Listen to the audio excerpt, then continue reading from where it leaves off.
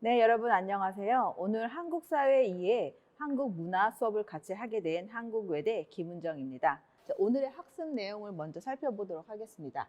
오늘의 학습 내용은 한국의 전통 의식주, 한국의 전통 의식주의 특징에 대해서 말할 수 있다. 잠시만요. 자, 특징에 대해 말할 수 있다. 자, 그래서 한복, 그러니까 전통 옷이죠. 그리고 전통 가옥인 한옥, 그리고 전통 음식인 한식에 대해서 알아보도록 하겠습니다. 그래서 이 한복과 한옥과 한식에 대해서 우리가 구체적으로 설명할 수 있는 게 오늘 수업의 목표가 되겠습니다. 먼저 한복에 대해서 알아볼 텐데요. 여러분 이제 한국에 살고 계신 지 오래 되셨을 거라고 생각합니다. 그래서 한복 입어본 경험도 있으시고 또 한복 잘 알고 계실 텐데요. 저도 한복을 입어본 경험이 있지만 한국 사람도 한복을 자주 입는 게 아니라서 입을 때마다 그 입는 방법이 좀 생각이 안 나곤 합니다. 그럼 여자 한복과 그 남자 한복에 좀 다른 모양으로 되어 있는데요. 자, 한복에 대해서 아주 기본적인 내용 함께 읽어보도록 하겠습니다. 자, 한복은 그럼 먼저 펜을 좀 열어보겠습니다.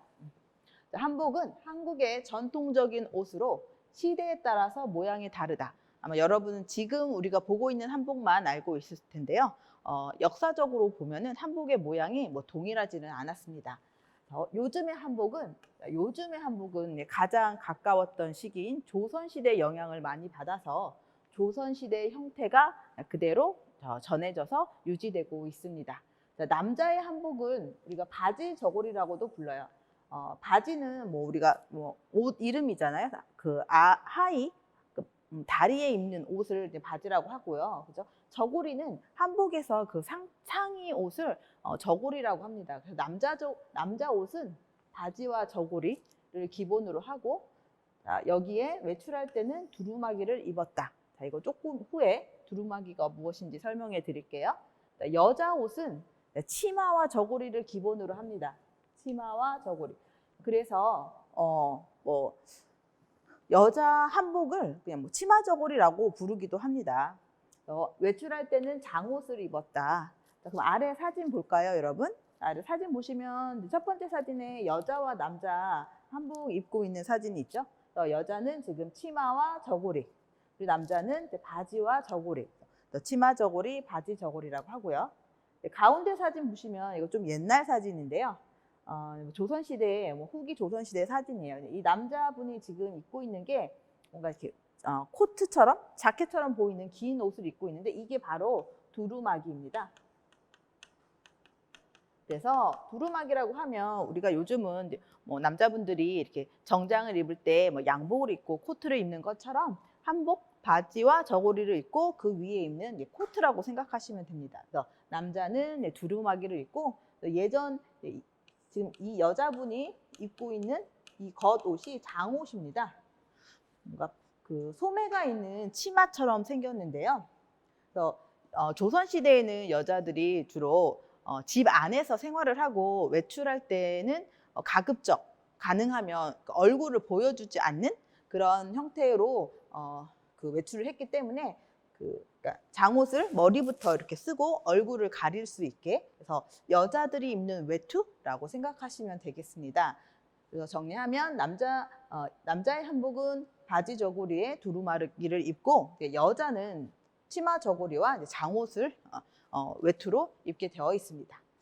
자, 그래서 그 한복의 특징을 보시면 보통 다른 나라의 이렇게 전통 의상들을 보면 뭐 중국이나 일본이나 뭐 베트남이나 좀 몸에 많이 이렇게 붙는 그런 그 디자인의 옷들이 많이 있는데 한국의 그 전통 옷인 한복은 유난히 좀 넉넉하죠. 여기 보시면 넉넉하다. 넉넉하다는 뭐 충분히 여유가 있다 이런 의미거든요. 그 바지와 치마의 모양이 넉넉한 모양으로 되어 있어서 앉아서 생활할 때 편하도록 디자인되어 있습니다.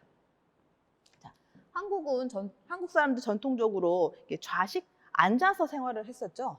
아마 중국이나 베트남에서는 이게 그 테이블과 의자가 있는 이런 생활을 했었을 거예요. 그래서 옷이 크지 않아도 생활을 하는데 불편함이 없었을 거라고 생각이 듭니다. 그런데 한국은 이렇게 바닥에 앉아서 생활하기 때문에 옷이 너무 이렇게 딱 맞으면 불편하겠죠? 그래서 그 생활 스타일에 맞게 옷도 좀 넉넉한 디자인으로 만들어져서 뭐 지금까지 이렇게 유지가 되고 있습니다.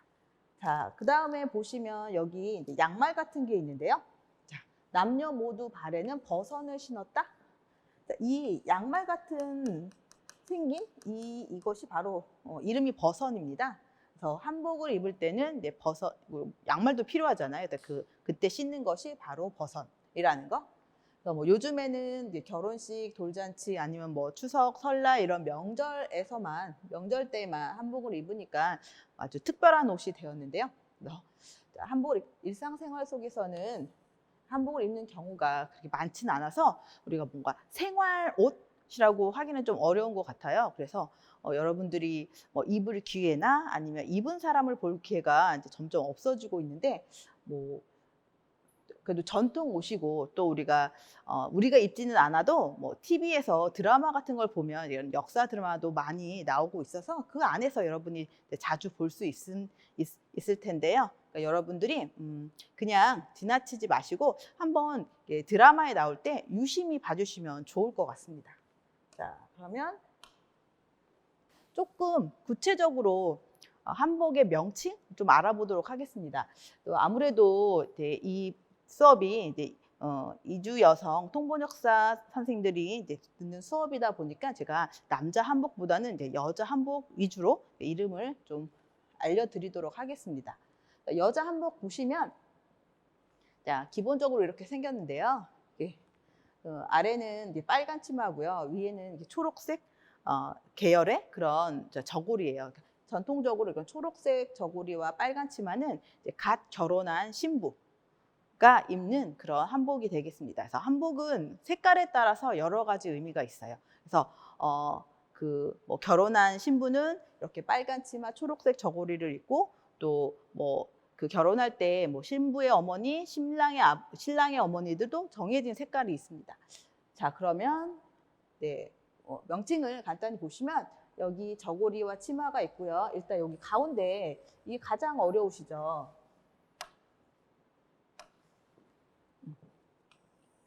어떻게 해야 하는지 리본하고 비슷한 것도 같은데 리본하고 또 달라요. 그래서 자, 이렇게 매는 이런 리본처럼 긴 끈을 우리가 고름이라고 해요. 이름을 고름을 단어로 말하면 고름을 매다라고 합니다. 자, 그 다음에 여기는 하얀색 기세 하얀색이 있는데요. 자, 이 하얀색 부분은 우리가 동정이라고 해요. 그래서 뭐 이 깃은 얼굴하고도 자주 이렇게 부딪힐 수 있어서 빨리 좀 안 좋아질 수 있거든요. 그래서 보통 한복은 뭐 자주 세탁을 못하는 경우에 이렇게 깃을 교체해서 입기도 합니다. 자, 그럼 여자들이 한복을 입을 때 하는 장신구, 액세서리로는 놀이개가 있어요. 한복 치마 위에 그래서 저고리와 치마 사이에 이렇게 액세서리로 놀이개를 차다, 놀이개를 하다 이렇게 단어로는 표현할 수가 있습니다. 자, 많이 보셨을 텐데요. 댕기가 있어요. 이 빨간색 보통 결혼하지 않은 사람들이 옛날에는 그 머리를 태어나서 머리카락을 자르지 않았죠. 그래서 남자도 여자도 머리카락이 길었는데요. 머리가 길다 보니까 머리를 묶은 다음에 멜 끈이 필요한데 끈이 바로 댕기입니다. 그래서 미혼의 남성들은 이 댕기를 사용할 수가 있습니다. 자, 그런데 이제 결혼을 하게 되면 이렇게 헤어스타일이 달라지는데요. 결혼하기 전에는 긴 내린 머리, 그다음에 결혼을 하게 되면 올린 머리를 하게 돼요. 그래서 이럴 때 필요한 게 바로 비녀. 그래서 비녀는 이제 여자들이 사용하는 그 머리 장신구라고 할 수가 있습니다. 뭐 요즘 우리 일상생활에서도 이런 것들을 많이 볼 수 있으니까 여러분들이 이름을 한번 기억해 주시면 좋을 것 같습니다. 이건 외국인들이 한복을 입고 있는 사진이에요. 어때요, 여러분?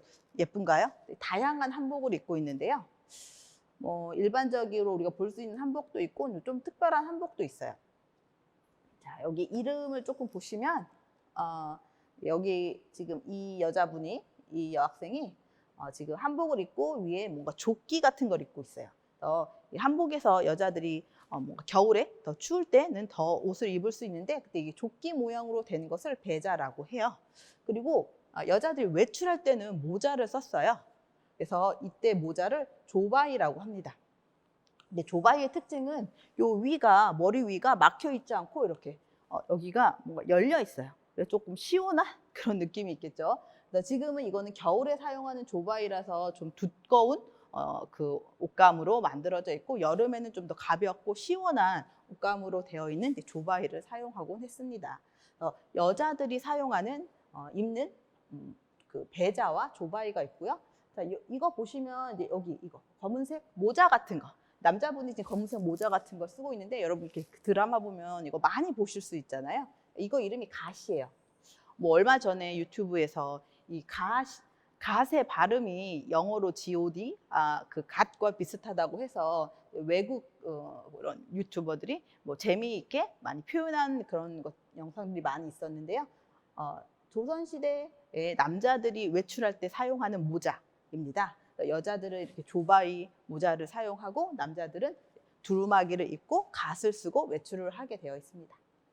자, 그리고 지금 이쪽에 있는 남자와 여자 옷은 그러니까 혼례복이에요. 결혼식 때 입는 옷, 신랑이 입는 옷, 그다음에 신부가 입는 옷. 보통 그 신랑들은 파란색이나 지금 좀 자주색, 보라색처럼 보이는데 이런 계열의 색깔의 옷을 입고요. 이런 모자를 쓰게 돼요. 이거는 결혼식 할 때 신랑이 쓰는 모자 또는 그런 조선시대의 그런 관리, 뭔가 뭐 관직에 있는 사람들이 입는 옷과 유사한 형태입니다.